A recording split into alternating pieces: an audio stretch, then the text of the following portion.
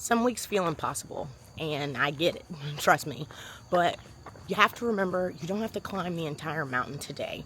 In today's episode of Seriously the Claudia Project, we're going to talk about how to keep moving when life feels impossible and practical steps to actually make that happen. Step one, acknowledging that you're sort of in an impossible stage. I think giving yourself the moment and the time to really sit sometimes is the most important. It's okay to realize that, right now I'm not really feeling it, and showing up for work and doing the necessities is all I really have, and not trying to overload yourself into being Superwoman or Superman is not really the time for it. Sorry, it's a little darker today out on this walk, so if you're watching and not just listening, because now we're on Spotify and all your local streaming platforms, you guys wouldn't notice. But if you're on YouTube, then apologies for the lighting. Back to what I was saying, acknowledging the reality of where you are is really important. So I'll say for me, probably 3 or maybe 4 years ago, at this point, I was working in a job where I was transitioning out of recruiting when the world did that giant firing after they had done that giant hiring for about 2 years. And the job was great. Like, I was making very decent money, but again, life's not all about cash. But I was so bored in the work. I was showing up every day and there wasn't anything really for me to do. And so I found myself wildly unmotivated in that, feeling like very stagnant career-wise, which as a person who is very career focused and driven, I thought this rest was going to be helpful for me, but really it was the opposite. And I was sad because of things going on in my personal life. My mom was passing at the time, and that was really challenging. So all that to say, motivation was not at the top of the list, and things did feel very impossible. And I bring up that job because I had nothing to do. I was just lulling and sitting all day every day, which you think would be restful, but it wasn't. And I wasn't thinking about that in the time, so I was just getting more and more depressed. What I ended up having to do was making the decision for myself that just sitting in a job that wasn't actively motivating my brain. Motivating? I don't think that's the right word. But sitting in a job that wasn't keeping me active mentally. I was leaving early all the time because no one was really there to hold me accountable, which says more about me, I guess, than the job. But needless to say, I needed something that was more challenging, and I have found that. It took a little bit, but at the time I just had to sit and really focus on what was going on in my personal life. So taking the time to think through why I was feeling that way, and acknowledging that that was a season that I really needed at the time, because it allowed for a lot more flexibility than any other job would have, which I really needed.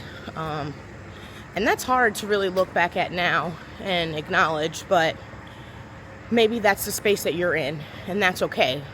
So once you've acknowledged it, the next step is setting up actual frameworks and deciding, if you're in an impossible setting in your life and you're not feeling very motivated, what are the things that absolutely have to get done? So we're going to start with micro steps and just little tiny things. Again, you don't have to achieve everything. You don't have to be I know I'm in a season of let's get as many things done as possible, but that's not where everyone is. So acknowledging where you are and what you need. And right now, if motivation is something that feels impossible, then we're going to start with little tiny steps for this season. And what are those things that you absolutely want to get done that will make you feel good? Is that the laundry that's been sitting on your living room couch for, 3-4 days, a week? I'm looking at you. And making a decision to actually just knock it out. And maybe that's the only goal for the week. The only goal is every day I'm going to come home from work and unfold a little bit more of this laundry, because the longer it sits here, the worse it's making me feel. And that's the only goal for the week.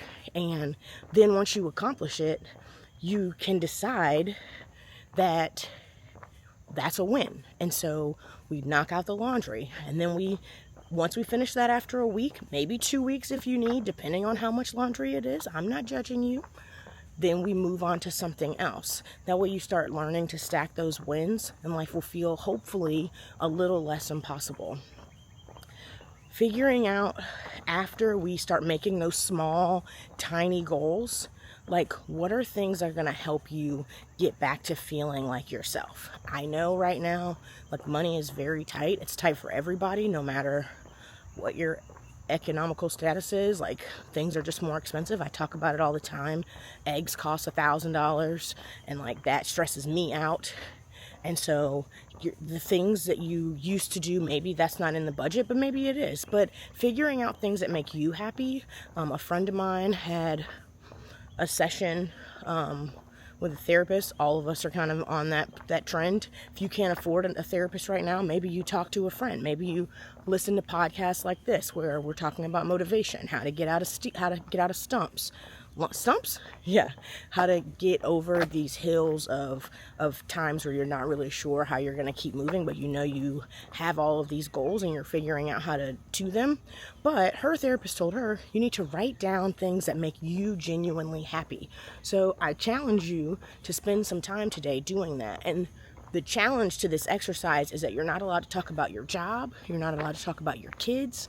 Things that only make you individually happy, which you'll find is like very challenging at the age that we're at. I've started doing it, and it's like things that you used to know yourself outside of work and outside of family. But the older we get, the more you lose it. So for me, walking makes me happy. It makes me relaxed. It releases a lot of endorphins, and so I've added walking in. It's free.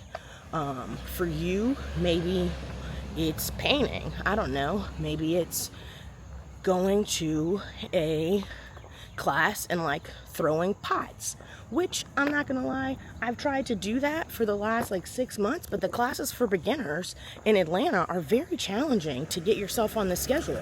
You have to book like a month in advance. They want you to sign up for 2 or 3 classes. Okay, anyway, so that's a pretty specific one. Maybe it's to start looking at recipes and trying different foods at home instead of eating the same, hamburger helper meal that you eat every single meal.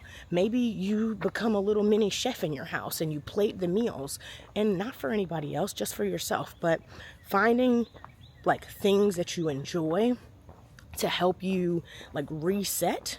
And this is not just about physical activities, but also about mental activities. So take 5 minutes. Will be best when you're feeling impossible, and write down how you actually feel. What's really going on?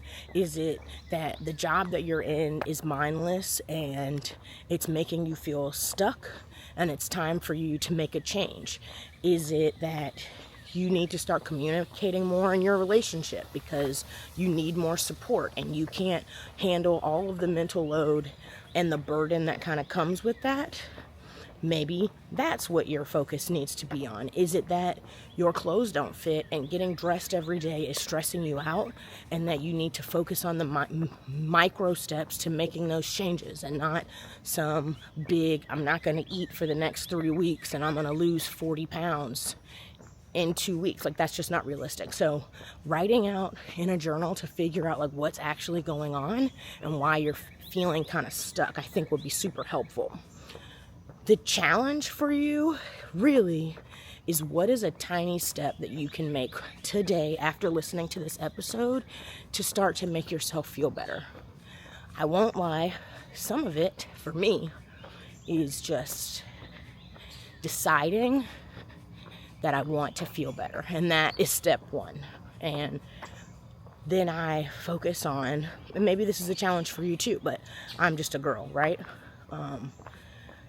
Is that a negative statement to say? I don't know. I think it's kind of funny, but I definitely can see the negative connotation in the I'm just a girl phrase. We'll get into that later. Anyway, what I was going to say is that for me, when I'm feeling down and unmotivated, I have to switch everything that I'm watching, everything I'm listening to things that are positive, things that make me feel good, drinking more water, which sounds lame, but is very, very helpful. But seriously, thinking about what you're putting into your mind, into your atmosphere, is something to really think about today as you try to make the decision. You're listening to this video and you've made it this far, which means you really have interest in changing, but sometimes you get so caught up in the listening and making a plan that you do nothing. So challenge yourself to think about the stuff that you're consuming and start changing those things. Instead of the bag of chips,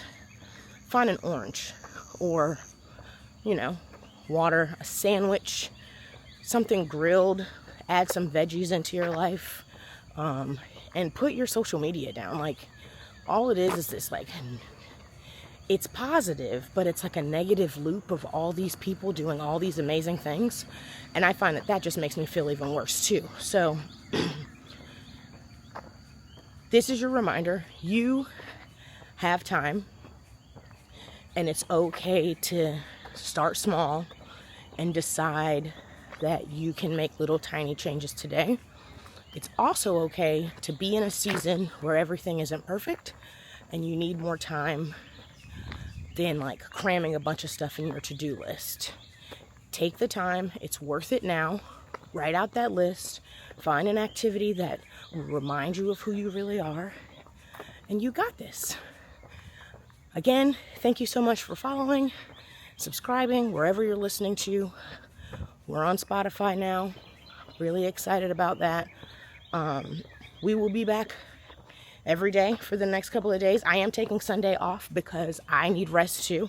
And being realistic about that is important. But I like the 5-day a week. So we're going to try to keep that for as long as we can. Quick 10, well, we're almost at 15 minutes as I get used to talking to myself. But please like, comment, subscribe, share with your friends. And we will be back again tomorrow. This is Seriously the Claudia Project. Thanks for being here. Bye.